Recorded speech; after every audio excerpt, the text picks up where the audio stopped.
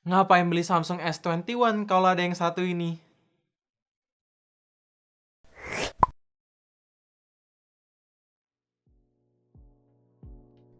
So guys, welcome back to UpToDate ID channel. Nama gue Greg. HP ini udah keluar kayak nyaris 1 tahun pas video ini dibuat. Tapi fitur-fiturnya tuh masih bisa bersaing dengan Samsung S21 series terbaru. Apalagi dengan harga yang lebih murah. Jadi buat kalian yang penasaran, langsung aja tanpa basa-basi lagi, let's check it out. HP ini punya ukuran layar 6,7 inch yang masih besar plus cukup susah kalau mau digunain pakai satu tangan. Untuk desain mengadopsi Infinity O display dengan pinggir kiri kanan layarnya itu ada sedikit lengkungan seperti ciri khas flagship Samsung yang gua suka. Secara experience, HP ini bener-bener ngemanjain mata banget, apalagi resolusinya menggunakan QHD Plus yang beneran tajam dan panel layarnya menggunakan Dynamic AMOLED 2X sehingga warna yang dihasilkan itu vivid, vibrant, gak lebay, true to life, dan support HDR10 juga sehingga kalau kalian nonton makin berasa immersive lah. Apalagi untuk maximal brightness HP ini juga lebih dari cukup, yaitu bisa nyentuh 1200 nits. Aman banget. Dan HP ini support refresh rate sampai 120Hz yang konsisten dan kekinian. Tapi hanya berjalan ketika kalian turunin resolusi ke Full HD+. Iya, jadi buat kalian yang nanya, Bang, refresh rate 120Hz dibanding 60Hz itu perbedaannya jauh ya? Jawabannya sangat jauh dan sangat berasa. Tapi harus gue bilang, QHD Plus dibandingin sama Full HD Plus itu perbedaannya nggak terlalu jauh kecuali kalau kalian liatin layarnya secara dekat, ya baru kelihatan bedanya. Makanya kalau gue lebih prefer layar Full HD Plus tapi refresh rate-nya itu naik ke 120Hz sehingga pengalaman menggunakan HP ini lebih enak aja. Terakhir, untuk ketahanan layarnya sudah ada Corning Gorilla Glass 6. Bahan material di HP ini ada dua macam. Di bagian back cover menggunakan Corning Gorilla Glass 6 dengan frame-nya itu menggunakan aluminium dengan finishing-nya itu dibuat mengkilat. Kalau kalian tanya gimana build quality-nya, harus gue bilang ini secara looks dan secara feels udah pasti solid, premium, dan berasa mahal. Apalagi yang gue suka di S20 Plus ini, beneran desainnya ramping dan ringan, yaitu seringan 188 gram. Padahal back cover udah menggunakan kaca, frame pakai metal, dan baterainya itu pakai 4500 mAh. Jadi menurut gue udah bagus. Apalagi fitur flagship favorit gue yaitu IP rating tersedia. Ya, jadi HP ini ada IP68 yang kalau misalkan kalian nggak sengaja jatuhin HP ini ke dalam air selama 30 menit di kedalaman 1,5 meter, harusnya masih aman-aman aja. Tapi ingat, jangan dilakukan secara sengaja karena adanya IP68 ini buat memprevent hal-hal yang tidak diinginkan aja. Semua smartphone flagship Samsung yang dijual secara global kecuali di pasar US, pasti chipset yang dipakai adalah Exynos atau besutan mereka sendiri. Ya, HP ini menggunakan Exynos 990 dengan sistem fabrikasinya itu 7 nanometer. Ya, gue cukup sedih karena chipset yang dipakai bukan Snapdragon 865, tapi performanya masih cukup reliable. Secara Antutu bisa hit di angka 514 ribuan, dan setelah gue ngetesin di game PUBG, bisa dapet settingan smooth extreme dengan konsistensi FPS yang diberikan itu beneran bagus. Lock di angka 60, kalaupun misal ada frame drop paling cuma drop ke 58 alias ini stabil banget. Terus untuk suhu, maksimalnya itu nyentuh di 43 derajat yang masih relatif hangat, nggak panas yang abnormal.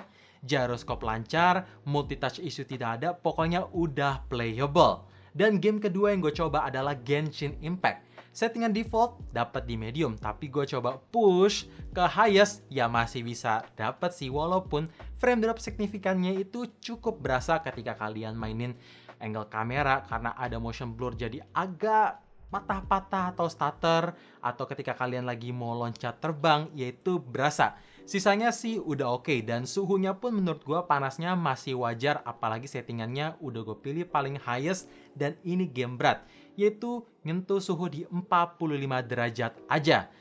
Ya, kalau kalian tanya, Bang, lo lebih prefer Snapdragon 865 atau Exynos 990? Jawabannya ya tetap Snapdragon 865 karena lebih ke optimize. Di PUBG bisa dapat settingan HD Extreme alias bisa dapat grafik yang tajam dan lock di 60 fps. dan Genshin Impact di settingan highest, frame drop signifikannya itu jarang banget berasa, atau bisa gue bilang lebih stabil. Intinya Exynos 990 ini masih kalah dengan Snapdragon 865, tapi untuk performa Exynos 990 sendiri menurut gue udah solid. Pas video ini dibuat, Samsung S20 series sudah dapat Android 11 update dengan tampilan antarmuka menggunakan One UI 3.0 terbaru. Jadi tentu peningkatannya sangat berasa apalagi di user interface. Dimulai dari lock screen yang semakin minimalis, simple. Abis itu ketika kalian buka control center, icon-iconnya lebih terorganize, lebih transparan, dan lebih gampang diakses pakai satu tangan atau jempol. Buka app switcher juga makin enak aja, animasi makin mulus, icon-icon di settingan lebih kelihatan bagus, pokoknya banyak banget perubahannya. Jadi menurut gua One UI 3.0 udah bagus. Apalagi buat kalian yang pengen tampilan antarmuka kalem, tapi fiturnya banyak, cocok lah. Kamera belakang di HP ini membawa setup quad kamera dengan primary lens menggunakan resolusi 12 megapiksel f1.8, terus ada 64 megapiksel telephoto lens, ada lagi 12 megapiksel ultra wide f2.2, dan terakhir time of flight 3D lens. Untuk hasil foto di kondisi daylight, harus gue bilang warna yang dihasilkan itu mendekati natural untuk ukuran Samsung atau flagshipnya Samsung. Detail yang ditangkap beneran tajam, sampai-sampai kalau mau di zoom masih kelihatan bentuk objek. Terus dynamic range-nya bagus, warna saturation highlight-nya juga bagus, pokoknya udah bagus. Sampai ke lensa ultrawide-nya pun perbedaan cahayanya itu minim banget. Segi detail, ya detail walaupun kalau kalian ngezoom hasil fotonya itu tajamnya kayak cat air sedikit. Tapi nggak apa-apa, yang penting perbedaan warnanya itu minim banget. Untuk hasil foto di kondisi low light, harus gue bilang, detail yang ditangkap itu masih dapat. Warnanya natural, shadow highlight itu nggak ada yang overexpose satu sama lain, dan noise juga minim. Tapi kalau kalian mau lebih ngangkat detail cahaya, mau ngurangin noise atau grainnya juga, tinggal nyalain aja fitur night mode sehingga semuanya itu bisa di-achieve dalam sekali cekrek aja. Jadi hasil low light-nya pun bagus, harus gue bilang sampai ke lensa ultra wide-nya juga konsisten banget. Di ultra wide ketika kita aktifin night mode, detailnya ngangkat, cahayanya ngangkat, distorsi nggak berasa, pokoknya udah bagus deh. Perbedaan ultra wide dan primary lens-nya itu sedikit banget, even sampai ke kualitas low light-nya. Nice. Kamera depan di HP ini membawa resolusi 10 megapiksel yang memang terdengar kecil, tapi hasil fotonya ini asli bagus. Detail yang ditangkap memang masih cukup tajam walaupun ada sedikit filter beautify yang ngurangin tingkat ketajaman sehingga lebih kelihatan soft. Ya mungkin cewek-cewek suka. Terus bokehnya rapi dan skin tone-nya ini natural sesuai preferensi gua. Hanya aja yaitu tadi, ada sedikit filter beautify ketika kita zoom baru ketahuan. Tapi intinya untuk hasil selfie udah bagus. Untuk perekaman video, HP ini tuh nggak kalah canggih sama Samsung S21 series terbaru. Selain lensanya sudah tersedia optic image stabilization, tapi kamera belakangnya itu bisa record up to 8K resolution di 24 fps. Yang hasil video tentu tajam banget, warna yang ditangkap itu bisa banyak sehingga ketika kalian mau edit di editing software video, terus mau di crop, hasil video bakalan tajam. Terus warna yang ditangkap masih bisa kalian kutak-atik sedikit. Jadi menurut gua oke, hanya aja hasil videonya itu stutter atau patah-patah karena 24 fps. Jadi saran gua kalau kalian mau record di resolusi tertinggi tanpa ngorbanin hasil video yang nggak smooth dan nggak mau ngorbanin internal memori kalian, ya record di 4K 60 fps atau 4K 30 fps aja. Hasil videonya nggak kalah bagusnya kok, bahkan lebih smooth. Dan untuk perekaman video kamera depannya tentu stabil karena tersedia IIS sehingga bisa dipakai vlog. Atau HP ini lebih tepatnya bisa dibikin untuk konten kreasi buat kalian content creator pemula. Pokoknya ini udah lebih dari cukup. Apalagi fitur live focus video kamera depan dan belakangnya tersedia. Jadi bisa record ala-ala DSLR lah, dimana backgroundnya bisa di blur, tapi kaliannya tetap fokus on point. Gue suka. Terakhir, fitur super slow mo 960 fps tersedia dengan catatan kalian aktifin fitur ini ketika kondisi cahaya memadai. Kalau nggak, hasil videonya bakalan grainy dan kelihatan kurang bagus aja gitu. Untuk pengisian daya isi ulang Samsung S20 dan S20 Plus menggunakan kabel, support sampai 25 watt super fast charging yang cukup cepat dan cukup reliable. Nge-charge dari angka 5-100% itu makan waktu 1 jam 30 menit. Kalau misalkan kalian mau wireless charging, ya support sampai 15 watt, sehingga pengisian daya ulang dari 5-100% itu makan waktu 2 jam 30 menit sampai 2 jam 45 menit. Oh ya, faktanya, HP ini sama kayak Samsung S10 series sebelumnya, yaitu nggak cuma bisa terima daya aja, tapi bisa mengeluarkan daya wireless. Yang dinamain Samsung itu Wireless Power Share. Ya, jadi kalian bisa nge-charge semua device lain yang support Qi wireless receiver, kayak Galaxy Buds, Galaxy Watch, sampai ke AirPods, iPhone, atau HP Android lain pun yang menggunakan Qi wireless receiver bisa. Dengan catatan, HP kalian tuh mesti punya kapasitas baterai di atas 30%. Kalau nggak, nanti nggak lucu. HP lain keisi dayanya, tapi HP kalian mati. Sistem unlock di HP ini masih sama kayak S21 series. Pertama, tersedia sensor ultrasonic fingerprint dengan performa yang cepat. Jadi sekali sentuh aja ke sensor sidik jarinya, bisa langsung masuk tanpa lebih dari 1 detik. Mungkin di bawah 1 detik, pokoknya cepet banget. Hanya aja beberapa kali screen response time delay-nya itu ada berasa. Apalagi ketika kalian mau unlock, posisi layar ada di always on display-nya, baru berasa. Dan kedua, ada face unlock yang cukup cepat, tapi gue lebih prefer ke ultrasonic fingerprint-nya, karena lebih kelihatan kekinian juga sih. Untuk stereo speaker di flagship Samsung, baik di seri S maupun Note so far, nggak ada yang pernah ngecewain. Kualitas suaranya itu bagus, as-in treble-nya berasa, bass-nya berasa, vokal berasa, dan suaranya itu kenceng.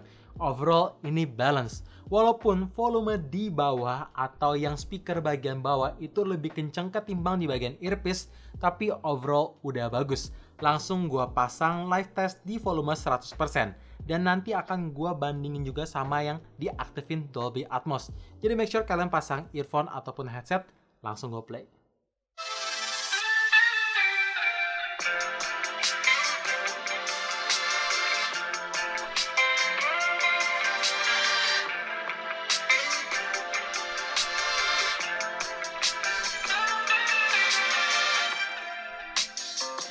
Dan sekarang gue pindah ke Dolby Atmos aktif ya.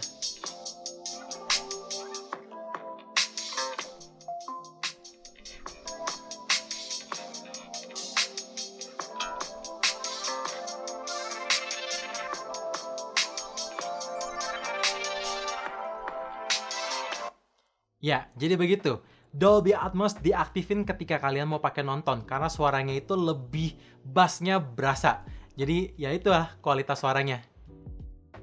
Fitur yang nggak boleh hilang atau harus ada di flagship Samsung adalah NFC atau Near Field Communication. Ya, jadi kalian masih bisa top up ataupun cek saldo elektronik money kalian langsung dari HP. Ataupun kalau mau transfer file ke sesama HP yang support NFC atau device yang ada NFC lewat Android Beam juga bisa. Dan faktanya, HP ini punya Samsung Pay, jadi NFC-nya itu bisa dipakai untuk payment. Ada 2 fitur yang gue suka dari HP ini. Pertama tentu always on display. Jadi ketika kalian mau lihat jam, tanggal, notifikasi yang masuk, baterai, itu nggak perlu pegang HP-nya. Cuman lihat at a glance, langsung bisa ketahuan semua. Jadi gue suka banget always on display. Sangat ngebantu. Apalagi always on display di Samsung bisa kalian custom sesuai preferensi. Kedua, ada di haptic feedback yang getarannya itu nggak lebay kasar tapi lebih ke soft gentle. Jadi ketika kalian lagi pakai ngetik itu berasa enak aja, getarannya lembut, gua suka. Seperti HP flagship. Ya emang HP flagship sih. Maksudnya kelasnya mahal lah. Oke, kalian udah lihat kelebihan-kelebihan dan fitur di Samsung S20 Plus yang masih bisa bersaing dengan Samsung S21 kakaknya. Tapi tentu karena setiap smartphone tidak ada yang sempurna, langsung aja gue bahas kekurangan HP ini. Sayang banget di Samsung S21 series, harusnya ini adalah flagship yang masih bisa mempertahankan fitur-fitur kesukaan jutaan umat di bumi, akhirnya hilang. Yaitu HP ini atau S21 series sudah tidak tersedia port jack 3.5. Jadi kalian nggak bisa colokin headset ataupun earphone kabel kesayangan kalian. Either mesti beliin adapter dari Type-C ke jack 3.5 atau pindah ke dunia wireless kalian. Jadi ya memang rada disayangkan sih, akhirnya port jack 3.5 hilang dari Samsung S series. Karena finishing desain Samsung S21 series ini tidak ada aksen ataupun gradasi yang kekinian, jadi warnanya itu tidak bisa nutupin bercak sidik jari kita. Baru dilap bersihin dikit, dipegang dikit aja, udah ninggalin sidik jari lagi. Jadi cukup risih. Saran gue pasangin free jelly case bawaannya atau beli third party case, sehingga nggak bikin HP licin, nggak ninggalin sidik jari, dan memberikan rasa aman aja. Samsung S20 series ini memang punya kapasitas baterai yang besar untuk ukuran HP flagship, yaitu 4500 mAh. Tapi dengan berbagai macam inovasi, fitur yang dibawa masuk HP ini, jadi kayak nggak berasa 4500 mAh, lebih kayak 3000 mAh. Karena kalau dipakai santai aja, screen on time maksimal yang bisa gue tembus itu kalau refresh rate-nya gue set di 120Hz, hanya 3 jaman lebih, kayak 3 jam 30 menit. Tapi kalau kalian mau lebih awet ya saran gue turunin ke 60Hz, maka ini bisa dapat screen on time sampai 5 jam. Jadi menurut gue baterainya ya sedikit boros karena maklum sih teknologi yang dibawa ini benar-benar baru dan banyak banget. Jadi bawa charger aja kemana-mana supaya aman, supaya bisa bertahan seharian lah. Satu hal kecil lagi yang nggak gue suka di HP ini adalah Bixby. Bixby ini nggak gue suka karena masih kurang pintar dan kalah canggih dengan Google Assistant. Somehow dari ada tersedia dedicated button di Samsung S8 ya kalau nggak salah, sampai hilang disatuin sama tombol power, wah makin bikin risih. Jadi untuk matiin HP ini tuh nggak sesimpel kayak cuma tekan power aja. Kalian mesti tekan tombol power sama tombol volume ke bawah atau tarik control center, pilih power, baru shutdown. Jadi menurut gue langkah-langkahnya tuh lebih banyak aja. Padahal Bixby ini menurut gue gak gimana-gimana. Lebih prefer kayak Google Assistant. Gak layak dapet dedicated button lah istilahnya dari gue. So guys, itu dia video review Samsung S20 Plus di tahun 2021. Jadi menurut gue buat kalian yang pengen Samsung S21 tapi masih kerasa kemahalan, ya ini alternatifnya. Karena kalian bisa dapetin di harga 10 jutaan, itu baru dan garansi resmi lagi. Dan fiturnya masih bisa bersaing seperti kalian lihat tadi. So thank you for watching, jangan lupa like dan subscribe channel ini sekaligus nyalain notifikasinya juga supaya kalian tahu kapan video baru diupload. And as always, stay safe, stay healthy, dan stay updated with up to date.